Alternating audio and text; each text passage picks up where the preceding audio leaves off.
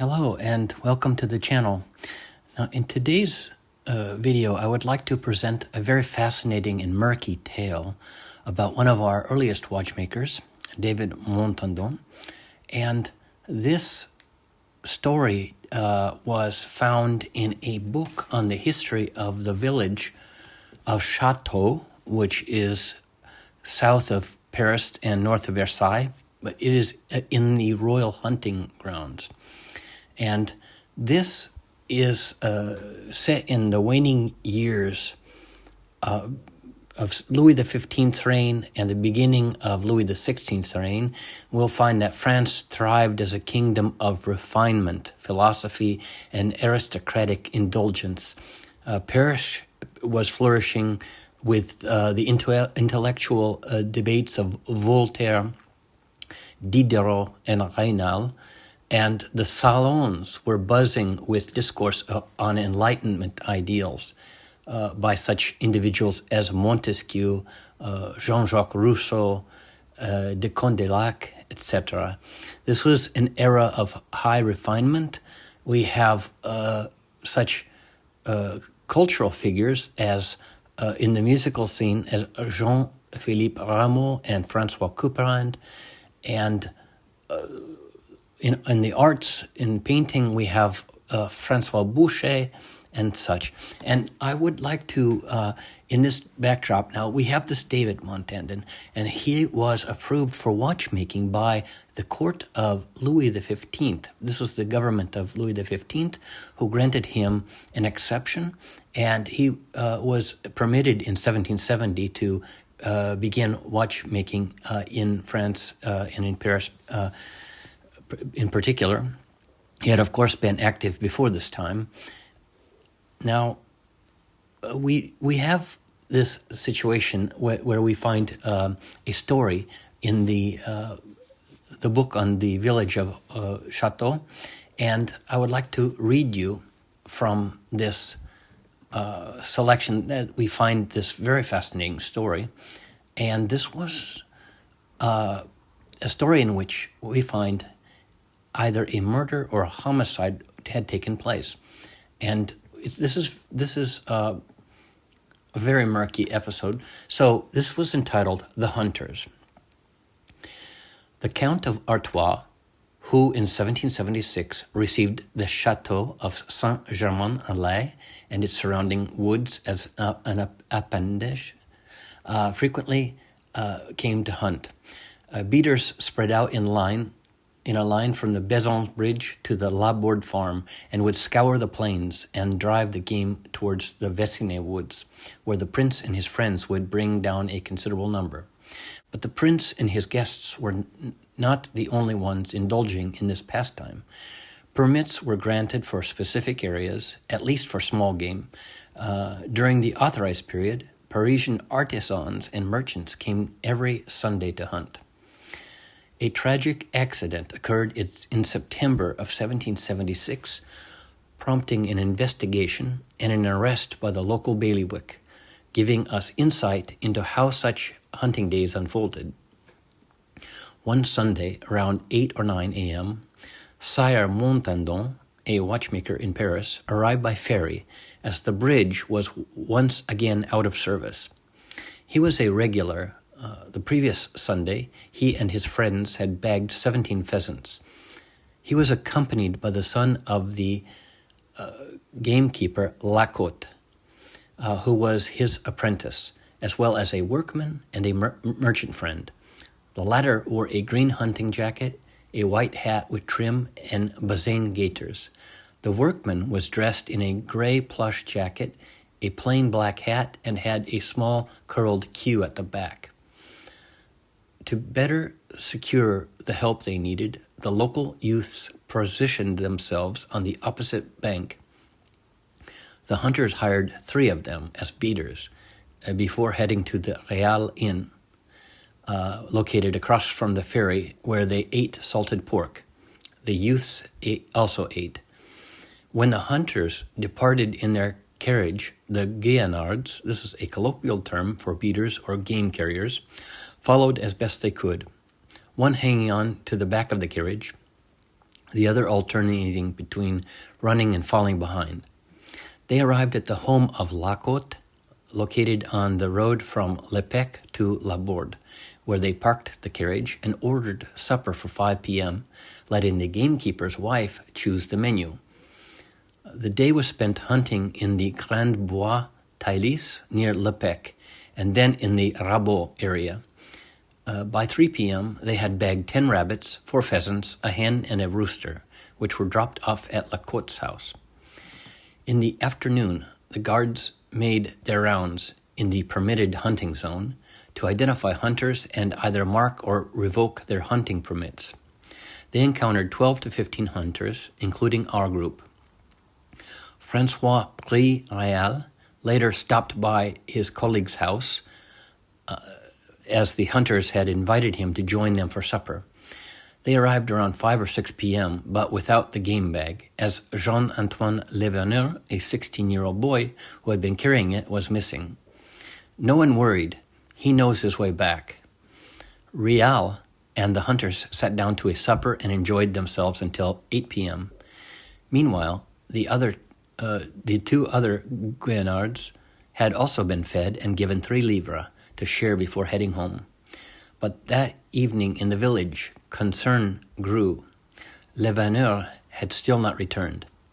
A search was conducted throughout the night, and by morning his body was found with his head shattered by a gunshot. The bailiff ordered that the Sire Montandon and the Sire Lacote be seized and imprisoned for interrogation. Now, this episode tells us a very interesting tale, and we have this murky business of either a murder or a homicide which occurred on this hunt, and our watchmaker and his apprentice were arrested for this. Now, it certainly does seem that we wonder why these individuals were singled out. Perhaps it was because they had hired Leveneur, and it would be assumed that somehow they had a hand in this. Yet, they must have been found innocent and released, because we do know that there is a document recording a certain Jean-Pierre Lacote, who was a witness to a wedding of a François Tonnant in 1777.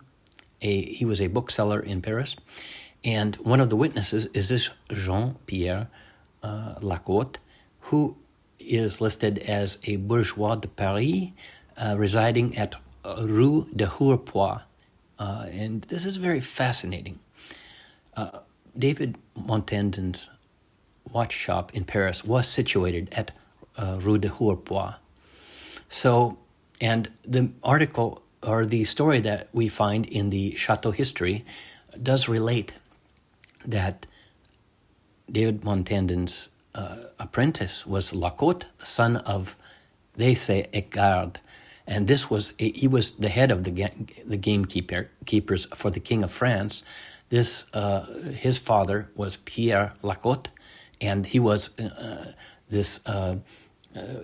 his full title was Garde Général. So this is a very high position, Garde Général des Chasses de la Capitainerie Royale de Saint-Germain-en-Laye. So he was the head gamekeeper for the King Louis XV of France, and he continued into the reign of Louis XVI, which is when this happened. This was 2 years into the reign of Louis XVI. And now, Pierre Lacote, when we examine his genealogical information, we see 3 children. However, this Jean-Pierre Lacote is not mentioned here. It must be surmised that this Jean-Pierre was a son either through a different woman or perhaps an illegitimate child who was born around 1750. He is not listed here. However, we do find that there is in the genealogical records of Jean-Pierre Lacote, we do find that he is born around 1750. He is horloger. This is a watchmaker. And he is present at an event in 1776 at the wedding of Antoine Paradinas, who was the individual note we find here, cousin. He is the cousin of Antoine Paradinas. And when we look at the genealogy of Pierre Lacote, we find that this totally is consistent with this. Therefore, Jean-Pierre must be the son of Pierre Lacote. Now, it is not clear whether they were found innocent as a result of the intervention of Pierre Lacote, who was certainly a top individual. He was indeed, in fact, he would have been the highest official in this royal hunting area, which we are speaking of. Now, the article also mentions a Francois Prix Réal. Now, this individual is another, he is a forest keeper for the king. This Francois Prix Réal, we have him Garde Général des Forêts de la Couronne. So, and he is also a procureur, fiscal procureur of the bailliage of Chatou, this village. So these are two top individuals, one for the hunt and one for the forests. And clearly, there we see the nexus of this these individuals here.